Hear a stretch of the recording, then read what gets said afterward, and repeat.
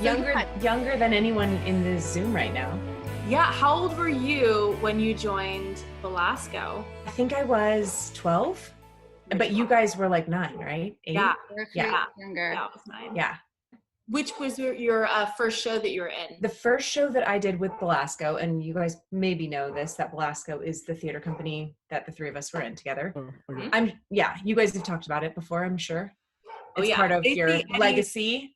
They see Eddie's picture on the wall every day at the studio.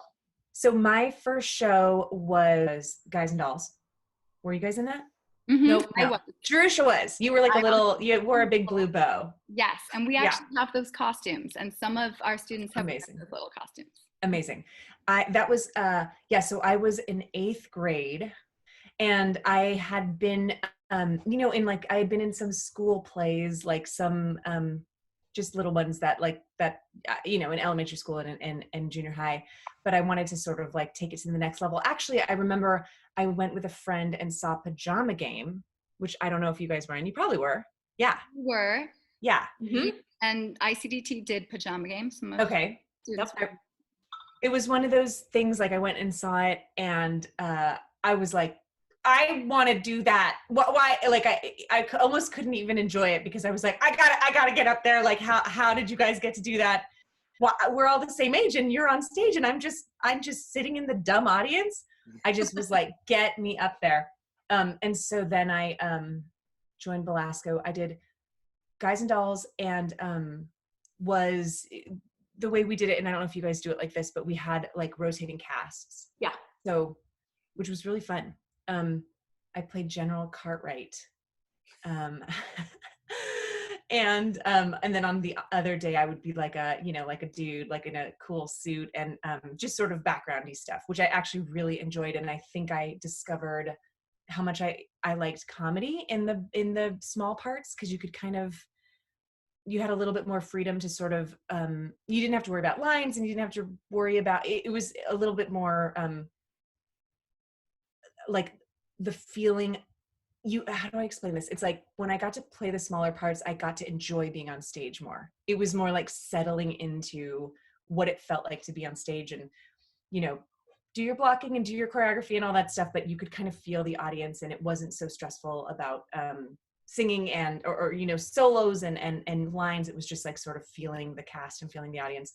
And I think that's sort of where I discovered my love for ensemble, for like being a part of a cast, and how fun it was to watch the other performers, and how fun it was to have your little moments with each other that the audience doesn't even see. And those were like the magic things for me, the little like almost inside jokes that you would have with the rest of the cast or the crew or whoever. I really fell in love with it. And then after Guys and Dolls, I did Little Abner, which was so fun. And then I went to high school, and I sort of started doing high school theater instead of Belasco. Do I regret it? Maybe I do. Maybe I do. But you kind of just do what I was like.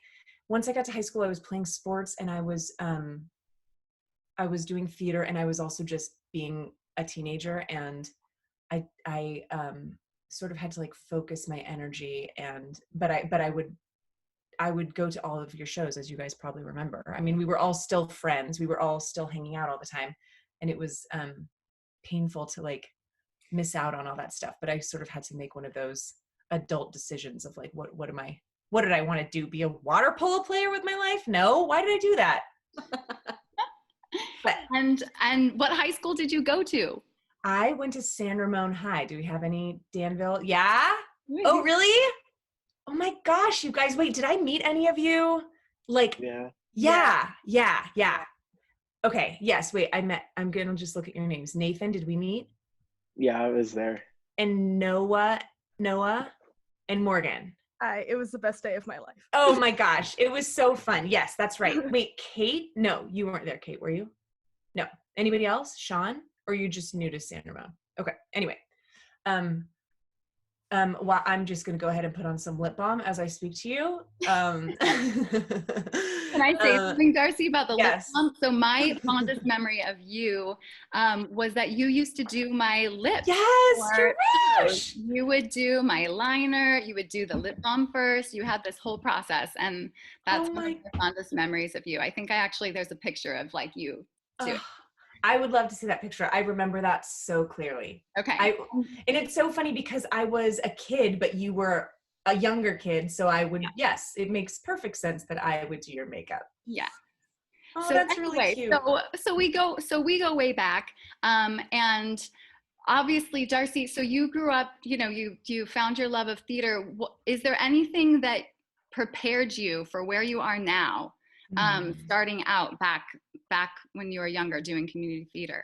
Yeah, I do think there's a lot of things that sort of help you become a professional actor, help you on your journey to making this your career. And some of it is really simple stuff, like learning how to work in an ensemble and learning how to work with a cast and learning how to take direction and simple, I did what you guys are doing. And then I ended up majoring in theater in college. But some of the jobs that I would have early on after college, the people that didn't study theater, it was obvious, like having this language, having this knowledge that we all have. Gosh, I remember doing a show with somebody out of college, like in my 20s, and he kept turning his back to the audience, and I was like, I'm gonna kill you. I wanted to strangle him. It was like, just little things you learn that become second nature to you guys. It is glaringly obvious when you're out in the real world. You guys have such a leg up, and you understand, like I said, like language, you had to learn what blocking was. You had to learn what, I'm trying to think of, like whether you guys have, I don't know how much you've gotten into, like, you'll learn all these things about how to like dissect a script and what your intention is and all these things that when you don't necessarily know that when you're just like, oh, I want to be an actor, So there's a lot, like having that wealth of knowledge going into college, honestly, going into high school, going into college, going into, auditioning, going into like jobs. It was, I felt like what I felt was prepared, which is like, oh my gosh, right? That's like in a situation, an audition or on stage where it's just scary. It's just scary and nerve-wracking, and you feel out of control. To have some control over, I know how to do this, and the feeling of like, oh, I'm ready, instead of like, oh gosh, I hope I don't screw up, or I hope I don't, I like the feeling of this sort of, acting is kind of scary, and there's always the what ifs, and there's always the like nerves, but having like this sort of baseline of I know what I'm doing is just worth everything. It's just going to help you so much, if that makes sense. Does that totally make sense? I like pretending. Okay, I think Kate, there's like a picture of a cat, and I'm just pretending that that cat is listening. Yeah, and they are. The cat is like taking notes. They're like, okay, so on stage. Oh, there she is. There's Kate. No, Kate, you don't have to turn your video on. I just was like, I just was going, oh, I'm sorry. Just cute. So D'Arcy, so take us fast forward a little bit, and we do have a lot of good place questions came up. Okay, great. So we'll get there. Great. I'll show you a little. Look at who's that? Janet, right there. It was one of the like in the town square. Like, oh, really? I You got to bring that home? That's awesome. Yeah. Wow. Or smuggle it out. Yeah. Sweatshirt. I think I didn't steal it, but I don't know if it was like, I don't know how that I got it, but I got it. Awesome. Well, so let's fast forward a little bit. So so college, you studied acting. You went to New York. Okay. Yeah. Studied acting in college. I went to Southern Oregon University, which is right above you guys in Ashland, Oregon. And then I had the feeling in high school that I wanted to go to New York. Like all through high school, I knew I was going to go to school in New York. There was no question about it. I was going to go to NYU or some school in New York. And then when it came time to like, what is the word? Register for school. What do you call it? apply, apply to colleges and think about where I was actually going to go. I got really nervous and really like preemptively homesick. The idea of leaving my family and being that far away, I thought I was going to be able to handle it and I knew I couldn't, which I think was right because when I went to school in Ashland, I drove home like every other week. I'm a baby. And but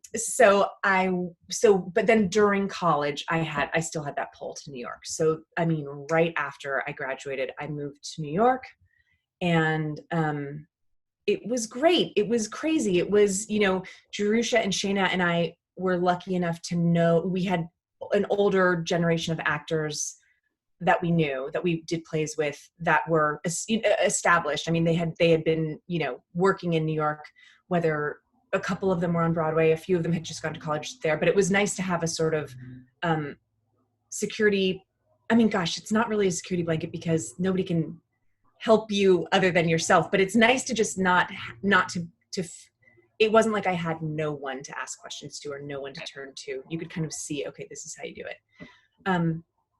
But I mean, it was hard, guys. Going to New York and trying to be an actor is like, guess what? Everybody is doing that. Yeah.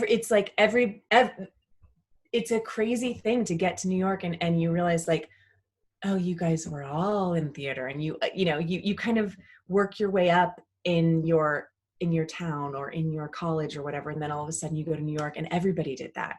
And it can be very, I mean, I certainly don't want to like talk anybody out of this career. That's not my intention at all. But I do want to tell you guys that it's, this, it's not easy, but it is great. It's not easy, but it is great. If you love it and you keep loving it as much as you're loving it right now,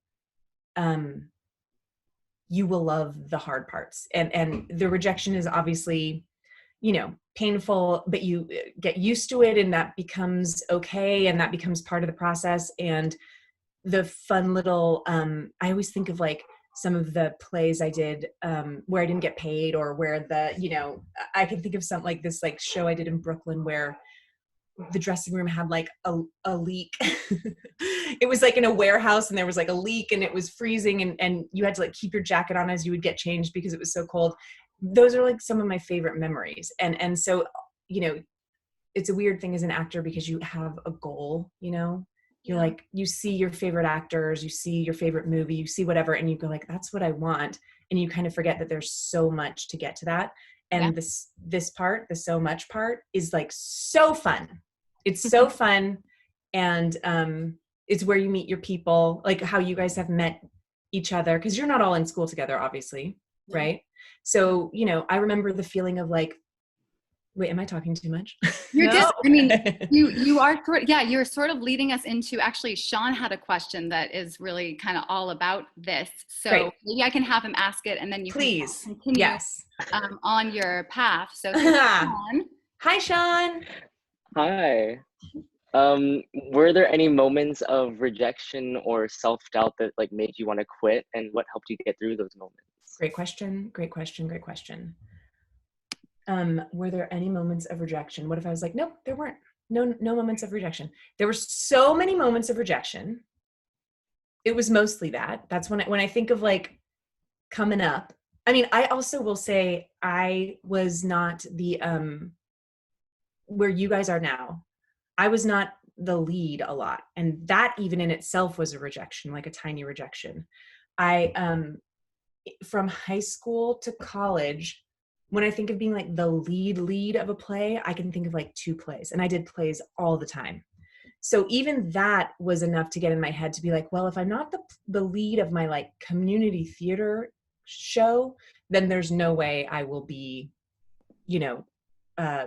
there obviously something, I'm not good enough if I can't even get the lead of that. And so there's like a million rejections along the way. And it's so easy to talk yourself into, I'm not good enough and this person's better. And they got 2 more lines than me. And, like the ways we sort of get in our own way. But I think that having this feel like not being the lead, let's say not being the lead in the high school play, prepared me for these mini rejections you get every day as an actor. Because, you know, like when you, like, let's say when I'm in New York and I I was in New York for 10 years and I would audition for commercials and audition for bit parts on TV shows. I got like 0.00001% of those things. You audition every day and you occasionally get a job. So I think, you know, I had already sort of trained my brain at your age to be like, okay, this isn't going to come easily for you. You love it so much. You can't think of anything else you'd rather do. So keep doing it. But this isn't going to be like a walk in the park for you. You're not going to be like handed the roles that you maybe want. So I do feel like I remember kind of deciding that I wanted to major in theater in college. And that was, even at that age, I was kind of like already set on it. I was already like, I've never loved anything more. This is the only thing I've seen. And this isn't the same story for everybody. So if you're thinking right now, like, oh gosh, I also like baking. Does that mean I should be a baker? This is not like you have to know that you want to be an actor at this point. It's not about that. Everybody has their own path, for sure. So don't get in your head about that. Unless you do want to be a baker, then baby, go be a baker. You know what I mean?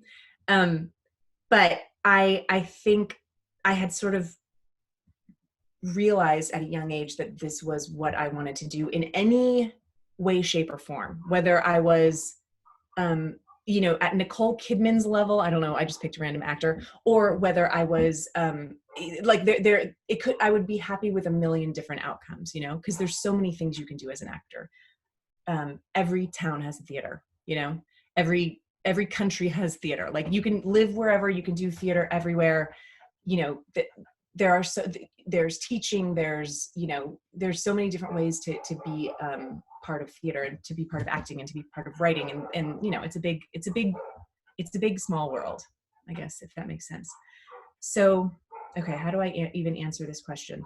I never had a moment where I was going to quit acting, but I have had little check-ins along the way of like, maybe the thing that you hoped would happen isn't going to happen, or because I don't know if you guys do this, but I look at other people that are the same age as me, and I think if they are already at this level and I'm not, then that means I'll never be there. And I think that is something that sort of got in my way a little bit, and realizing that everybody's sort of on their own path and on their own timeline. And I remember knowing that I wanted to be an actor as a kid, watching TV. And if there was a kid on TV, I was like, well, okay, so they're doing the thing that I wanted to do, and I'm not there yet, so I guess it's not going to happen for me. And sort of coming to terms with, this is later in life, coming to terms with everybody being on their own schedule and on their own timeline. So I think it wasn't so much quitting as it was like sort of readjusting my ideas of what I was happy doing. Does that make sense? Totally. Cool. Yeah. Yeah. And so I know about your time at Upright Citizens Brigade, right? Mm-hmm. I remember seeing a lot of improv stuff there, which actually next to you on my screen is Benny, who's one of our awesome teachers. Oh, hi, Benny. Where he is on your screen. But you're right below me. Okay, cool. He does a lot of improv with our students, and he's actually teaching our part of our camp in just a little bit. Oh, that's so fun. But so you did a lot of that, which is all live and on stage. Yeah. And I'm gonna lead us into Morgan. I think Morgan has a good question. Oh, hi. Oh, hello. Hi. How are you? Good. How are you? That's not my question. Oh. Okay, so I was wondering if you have a preference between stage and film acting, and would you say are the main differences between the two? It's such a good question. They're so different.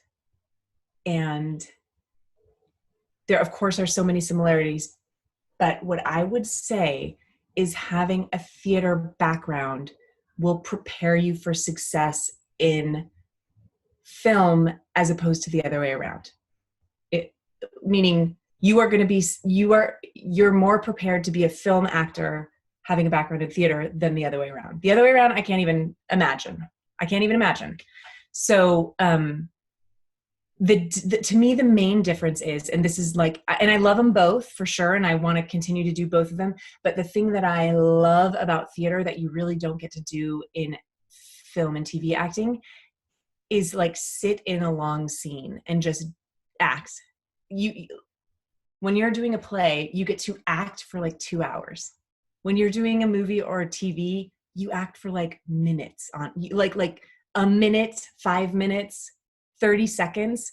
And so sometimes it's hard. It's a different, when you're doing a play, you say your line and that's it for the night. Meaning like you say it once and then you're on to the next thing. When you do a TV show, you say that one line 5, 10, 15 times and try it different ways. And it takes some adjusting, and it's very, it's a different way of acting. You don't get to sort of like that feeling when you're sort of in your sweet spot with acting. It's harder to get there with film and TV, I feel like, because you're stopping and starting and you're doing short little spurts, as opposed to this, like, you can kind of sink into this character for 2 hours or, however long the show is. I miss that a lot about theater. And when I find those moments in film and TV, it's like so joyous, and I find it especially with, if you guys watched the show, The Good Place, William Jackson Harper, who plays Chidi, has a background in theater, major background in theater. And I feel like we sort of allow each other to like sink into character a little more. And we always sort of had that since the beginning.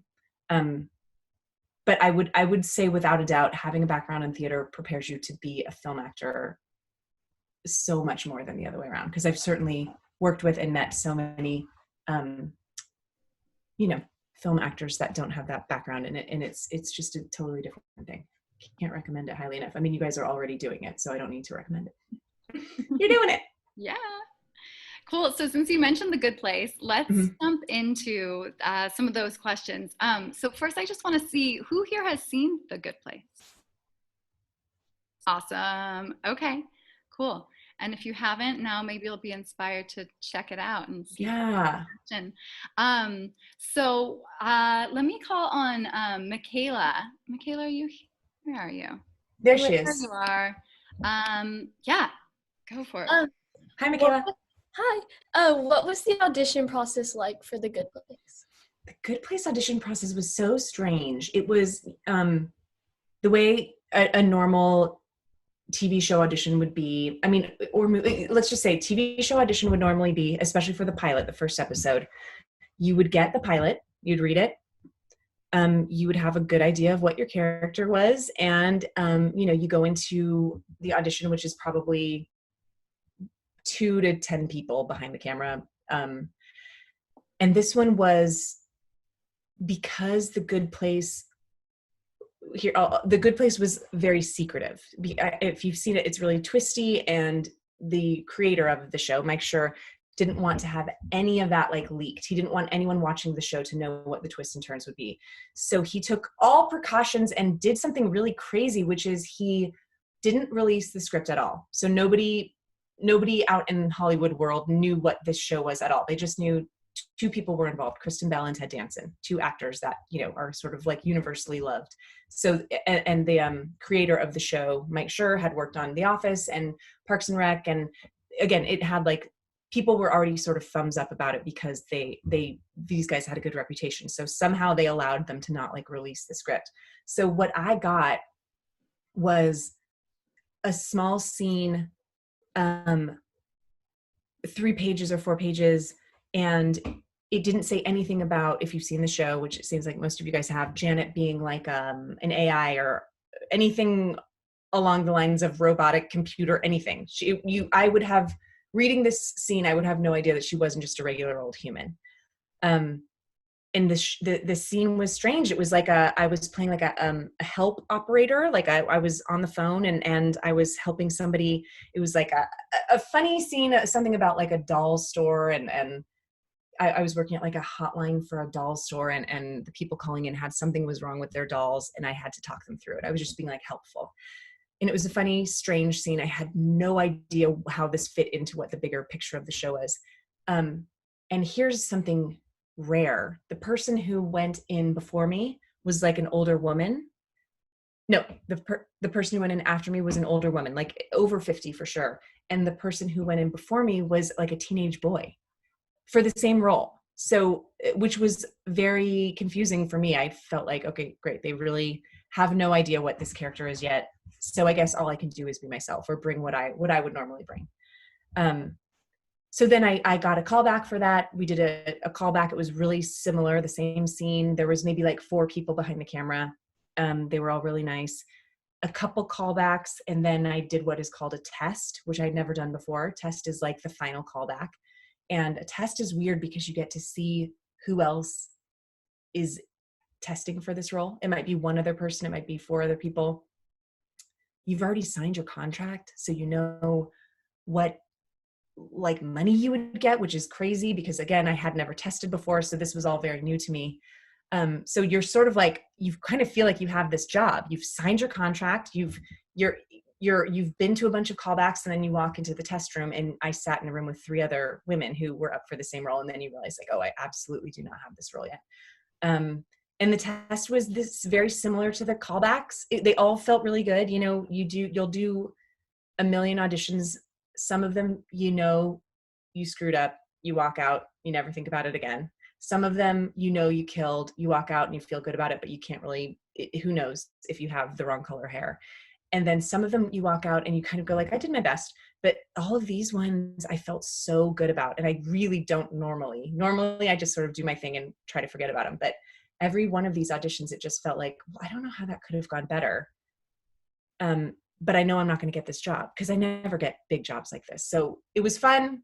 Maybe this director will remember me for some small role down the road, but I know I won't. I know I'm not going to get the role because it'll go to some celebrity, some famous person. But it was fun. And then, you know, I got it. Yay!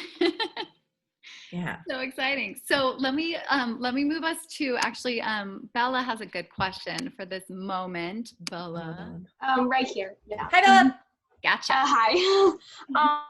Sorry, I'm nervous. I am too. What was it like on the set of The Good Place, and were you nervous at first? Like for my first day? Yeah. Wait, where'd you go, Bella? Where'd you go? I'm right here. Oh, yeah. Gabe. Okay. I mean, I know it's not Gabe. So are you saying, was I nervous for my first day? Yeah. And like, what was the set like? It was, I was nervous, but I will say the thing I was saying earlier about us having this foundation, I felt like I know what I'm doing. So I was nervous because it was a big fancy show, and you know, I had met Ted Danson and Kristen Bell one time, but these are like these big fancy stars to me. I'm still like, oh my gosh, it's Ted Danson. And you know, I'm used to working a lot. I'm used to acting a lot, but not for, this is a much higher scale. You know what I mean? I'm used to doing, like Drusha said, Upright Citizens Brigade. I was, you know, working for 10 years doing theater. Like I was like, I know how to do this, but this is a bigger scale. So that part was nerve-wracking. But the fact that I had this foundation was so, I like, it's worth more than anything in the world. Like the fact that I could be nervous about the scale of it all, but not nervous about what I was about to do, about to bring, like I knowing if they give me direction, I will be able to take it. If they want, you know, I can try different things. Like I felt confident, which is great because acting is, a lot of it is, can kind of eat away at your confidence, and it can, you know, it's always this thing of like, is this good enough? And is this right? And what you guys are doing is the way to get over that, and to sort of, to know that you've put in the work and you've done it since you were your age. And, you know, so being in my 30s and having put in the work since I was your age, I felt ready. I just felt like I'm going to show them what I can do, you know, and I feel good about it. So I, you know, yeah, it was scary to be on a big fancy set and be with these big stars. But, you know, now I'm like looking at my phone and Kristen's texting me right now. You know what I mean? So you become friends with your people, and then you become friends with your crew, and you sort of start the way you guys are right now. You sort of start to feel like gelled in a different way. Like it's this thing that nothing else, it's like nothing else. No other job has this, where you get to feel like this weird little friendship family, whether it's for, a month of doing shows or 4 or 5 years of doing a TV show, whatever it is. It's like this cool little special thing that I have not found any other place. Yeah. And let me call on Emily Castigar. Emily, there you are. Go ahead. Hi. Your question. Hi, Emily. So my question is, how did you prepare for the role of Janet? That's such a good question. And it was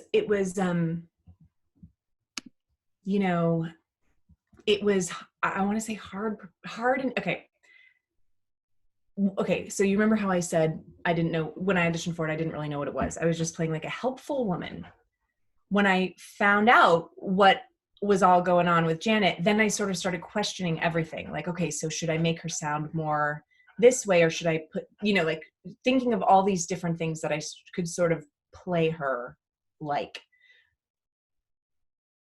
And because now the world was so much bigger to me. And I sort of, not that I freaked out about it, but I doubted everything, like I didn't do it right. And now that I know so much more, there's so much more I could do. And so I talked to Mike Schur, the creator, about it.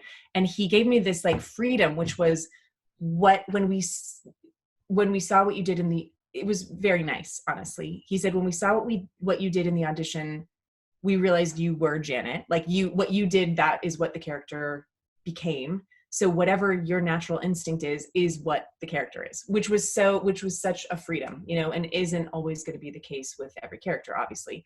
But because they were writing it as we were going, we sort of informed each other of what this character was. So on one hand, that's like a lot of responsibility, but it's also freedom. And it's nice. I had never experienced this before, of like sort of creating a character with these writers. It is a cool feeling to be able to like trust your gut that much when you're acting, to just know this is right because I feel it. It's not, you don't always get that. I certainly don't always get that, but that was a cool feeling that I got to have for 4 years of doing that show.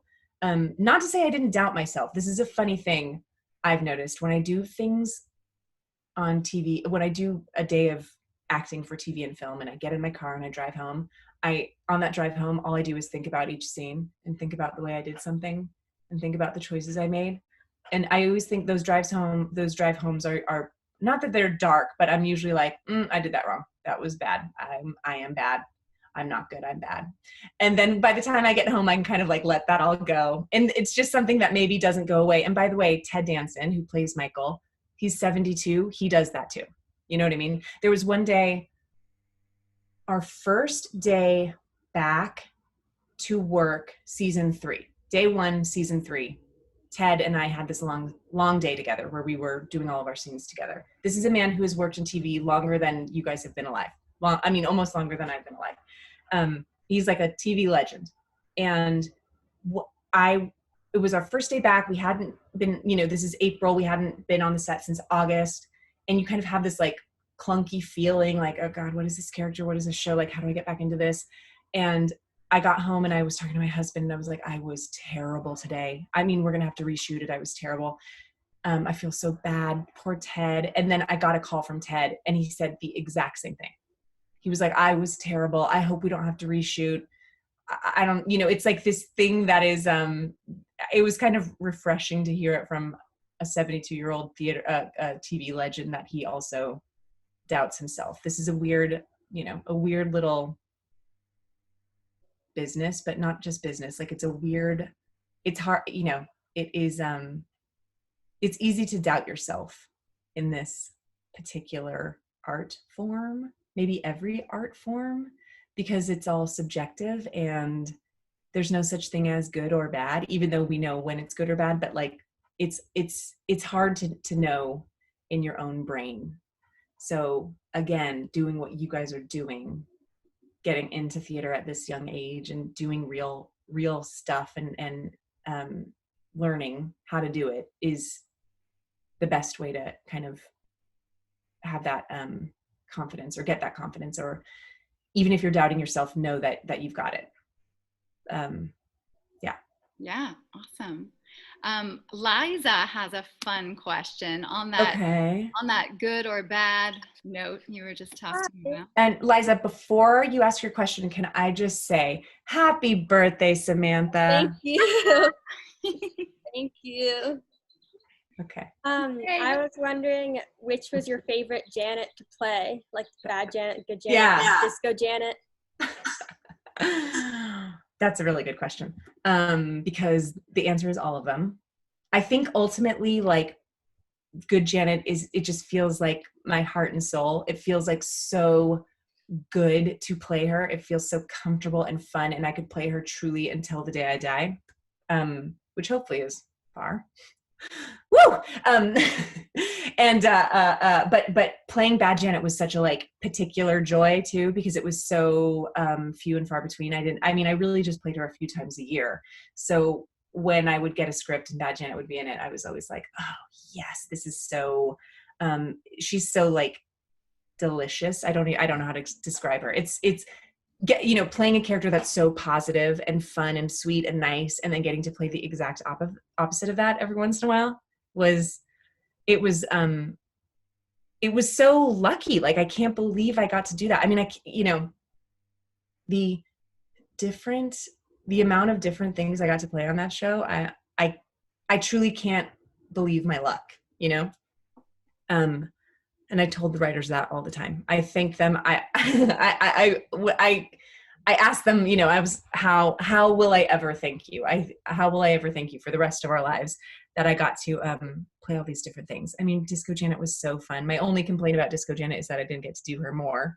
But Bad Janet was definitely fun,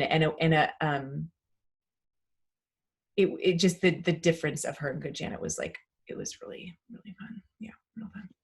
Just fun, joy, only good stuff on that show. Every day was the funny thing about like when you get like a dream job or whatever, you get a job that you are so excited about, it's still a job. And sometimes it can be not as good as you thought it was, or the people are not as nice, or you have a show creator that's an egomaniac or something. There's, this business, Hollywood especially, is cuckoo, and there's a lot of cuckoo people.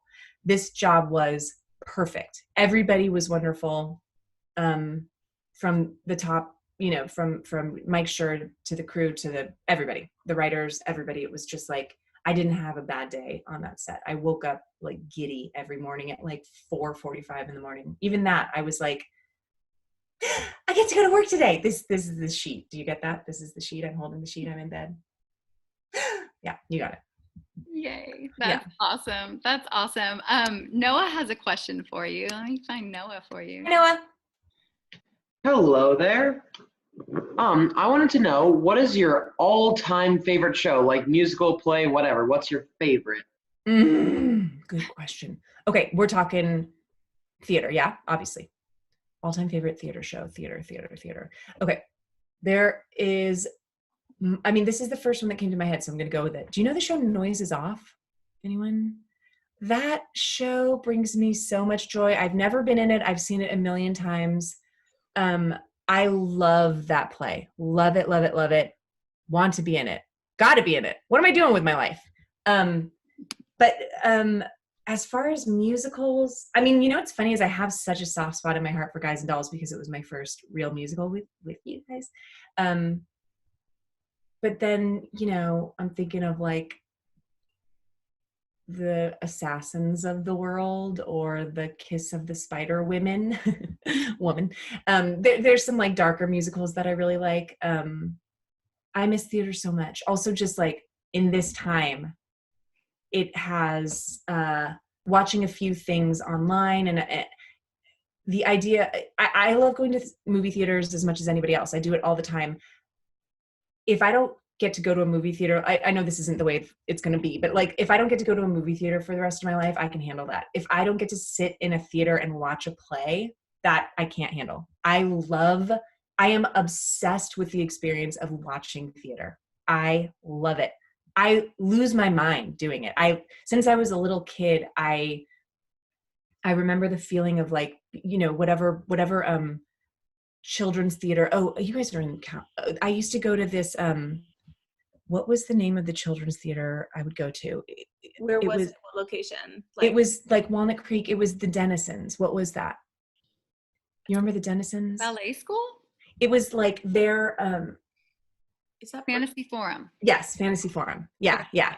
So I would go see Fantasy Forum plays, and I would like, I think I would like leave my parents, and I would like run to the front of the stage and like watch it like this, and just be sort of transformed or transfixed for the next like few hours. Even after the show was done, it was like all I could think about. And I was just remembering a moment when I was in high school seeing a play in London and having a similar feeling. I don't know why I thought of this recently, but this feeling of like almost out of body. Like I love it. You guys do too. I mean, you know that feeling where you're watching something and you're in a different universe. And we have the weird, because we're actors, we also want to be up there. So it's this weird thing of like being sort of teleported to a different world, but also having this like desire to like, oh my God, if I want to be up there with you so bad someday. Anyway, so I really do miss seeing shows. I can't wait to get back to that. I know. We will. Yeah, for sure. One last question from Kate Connor, and then we can open it up a little bit. Hi, Kate. Hi. My question is, who do you look up to as an artist? Good question. There's a lot. I tend to really look up to and sort of, this might be narcissistic or self-centered, but maybe you guys do this too. Like, I tend to really look up to funny women who do comedy. And I think it's because that's what I want to do. You know what I mean? That's like what I love doing. So, you know, like Maya Rudolph and Lisa Kudrow and Molly Shannon, these women that are like older than me, Catherine O'Hara, they're, you know, not Amy Poehler, like, not like I become obsessed with them. I'm a normal adult human, but they are like, they're it for me. I don't know how you guys, I know you all have people like this in your life that you just are like, I mean, is the term the bee's knees? I think it is. And I don't know what that means, but that's what they are to me. And the fun thing about,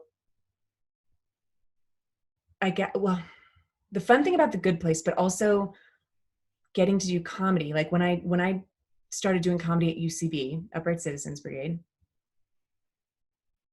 it put me in this sort of, I don't know, like club where when I've met these women, the Lisa or Maya or Molly or Catherine, it's like they like let me, I don't mean to say they let me in the club. I mean, I'm like, please let me in the club. But there's something they like, I don't even know how to explain this. It's too like emotional, but they've like welcomed me in a way that could make me cry. You know what I mean? Like it is the like luckiest thing in my life is that these women, they're not like, they're all so wonderful. They're who I hoped they would be.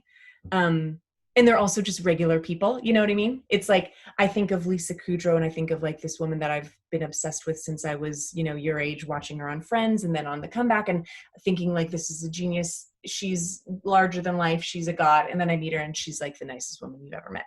So there's something about funny women. It's not a great answer, but that's who I sort of like look up to the most is these women that I'm like, I want to be that. Yeah, that makes perfect sense. I think I mean, I definitely do that. I don't know if you guys relate, but yeah, you look up to kind of what you want to be. Yeah. Yeah. Awesome. Well, so we can open this up a little bit if you're okay for just a few minutes. And see if anyone else has a question. I think Lachlan, do you have a question? Yeah, I do. Hi, Lachlan. I'm gonna start my video. Can you see me? Whoa! Yay! I was wondering, when you were in New York or LA, and you had like these kind of small parts, like Yeah. like you were just in plays. How did you like pay your rent, or did Great you ever question. have another job with like food? Yeah, Stuff? great question. And it's a weird question that we don't talk about a lot because I guess we don't talk about money and stuff a lot, which I get. But that Sorry. is no. I mean, I'm saying like it's a great question that at your age I would love to have known. You know what I mean? I feel like Yeah. we talk about the love of acting and the love of art, but it's also like, well, if this is going to be our job, how do I live, right? So I absolutely had jobs while I was auditioning, while I was in plays. I mean, sometimes, you know, basically I'm thinking like post-college, obviously. So sometimes you get paid a little bit to be in a play. Sometimes it would be an equity play and it would be more, which was great. I think that's when I was like, oh my God. Okay, great. This could be an actual job. It's like you get a real paycheck from being in a play. But then you do the next play and it would be less, and it's all over the place. You know what I mean? Yeah. So you find there's like the classic cliche of like waitering or waitressing, and it's a cliche for a reason. It's, a flexible job that many actors do. You kind of, what I would say is you find something. Okay, how do I give this advice? Because okay. You find a job that allows you flexibility. So for me, it was waitressing or nannying, being a babysitter. A job that you would be okay leaving at the drop of a dime. Because if you get a show, if you get a whatever, you got to go. Yeah. So I would always try to take jobs that didn't like rely on me too heavily, I didn't have to give too much of myself to, because my focus was acting. And if I got a play or if I got an opportunity, I had to go. So, and I think I would imagine that it might be easier now than ever, because I feel like you could do online things. You could, I don't know if it's graphic design, or I don't know what there's so many options, and just you find your things, find your other things that bring you a little bit of joy. Like for me, I love working with kids. I love babies. Nannying was an easy job, an easy fix. So does that answer your question? Was there more to it? Yeah, you definitely. While I was at UCB, doing improv and sketch and getting to work with my comedy heroes, being on stage with Amy Poehler, I was getting paid $0 a day, doing sometimes 7 shows a week. It was the best time in my life. It was so fun. I was like living my dreams, and I was so poor. So I would babysit all day, go do a show at night. And I was in my 20s, so I was like, I had plenty of energy. And then, you just kind of got to find some ways to pay the rent. Of course. Yeah. But that is definitely a big part of being an actor, like being a, making this your job. And then here's the other part of it is like, you can be on a show, like I'm on The Good Place for 4 years, and then I'm not, you know what I mean? Like, and luckily I have some other things going on, but if I didn't, like, that is the reality of the ups and downs of acting, is like, you are on a show, you book a commercial, you have an equity theater contract, whatever it is, and then the show closes or the show ends, and then you don't have a job. So you guys have to sort of be okay with the ups and downs of, it's not a steady job. It's not a job that, if you desperately need, like, what's the word for, like solid stability. I don't even know the word. Then, not to say this isn't the job for you, but it'll be more of a struggle to sort of wrap your little mind around that. Right. Yeah. Does anyone else have any burning questions as we end? Yes, Kate? Another Kate? Awesome. Hi, Kate. Hi. How are you? I'm good. How are you? I'm doing good. My question is, how did you mentally prepare yourself for the test? Wait, which test? Like the The Good Place, like kind of like that final callback. The final the callback. The test, Yeah. of course. Yes. Great question. I was like, which test is this? The test of acting? It was truly like years and years of auditioning. How do I explain this? I'd sort of gotten to the place with auditioning.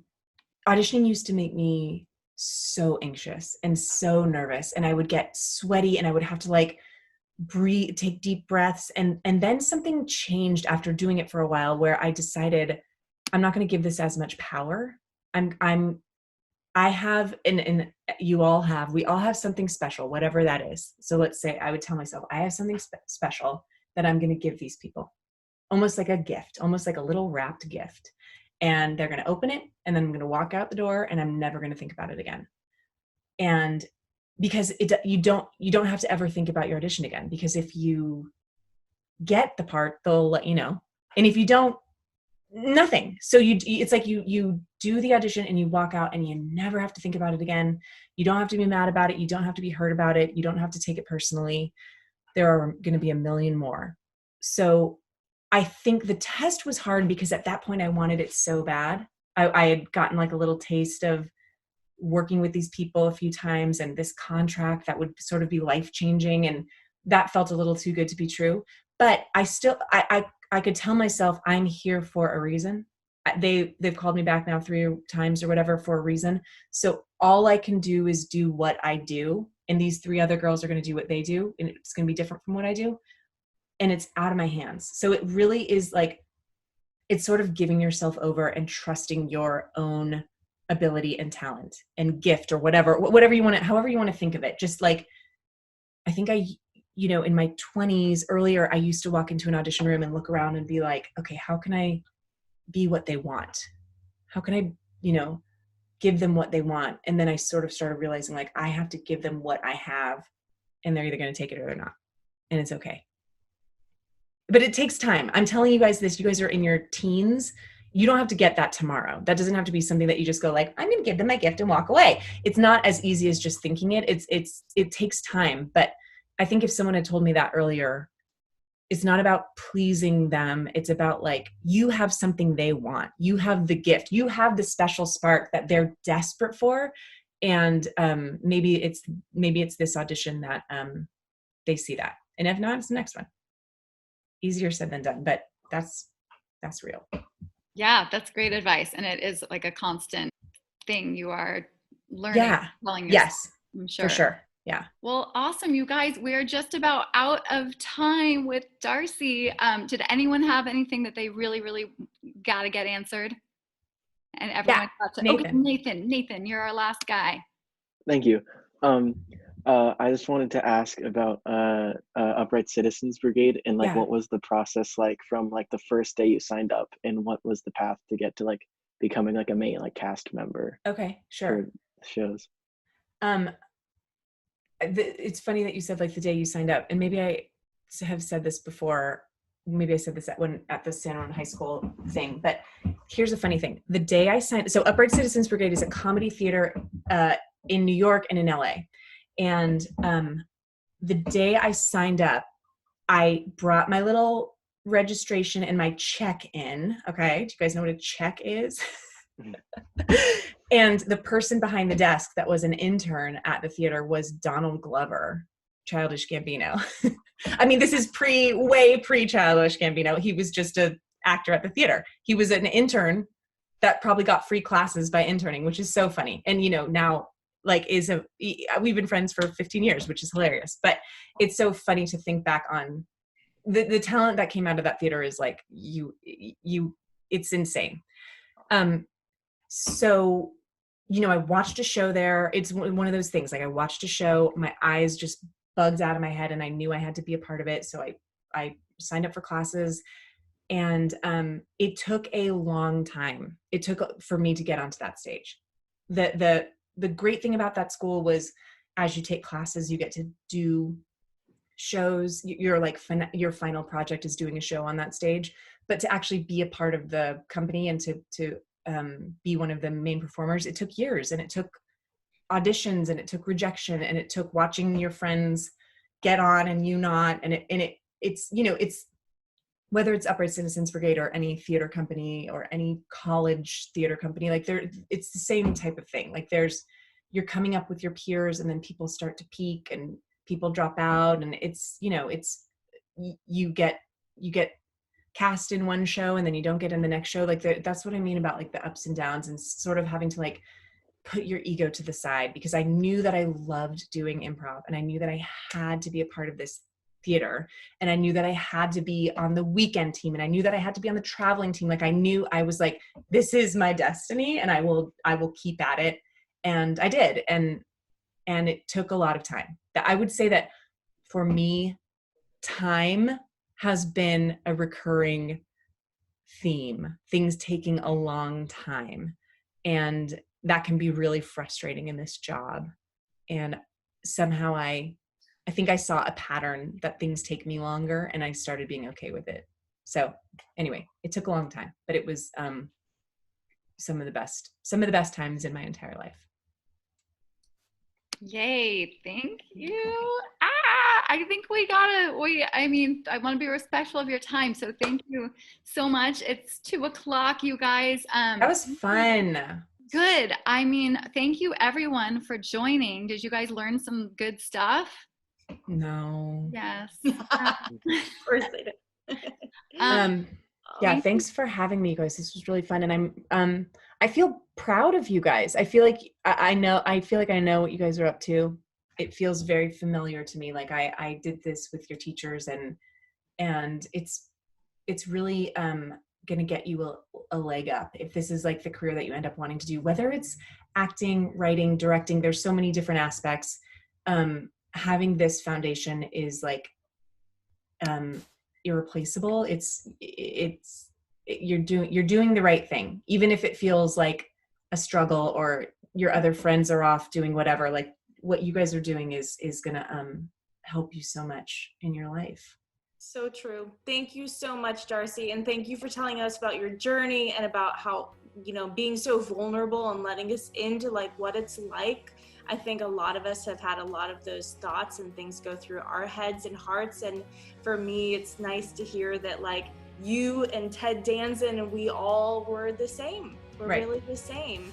And that's helpful in any profession you go into, and just being a human on the planet. Yeah, so, that's totally true. You're so welcome. Thanks, Jerusha, Shayna. Thank you guys for having me. I love you guys. Love you too. Love you. Thank you so much for being here.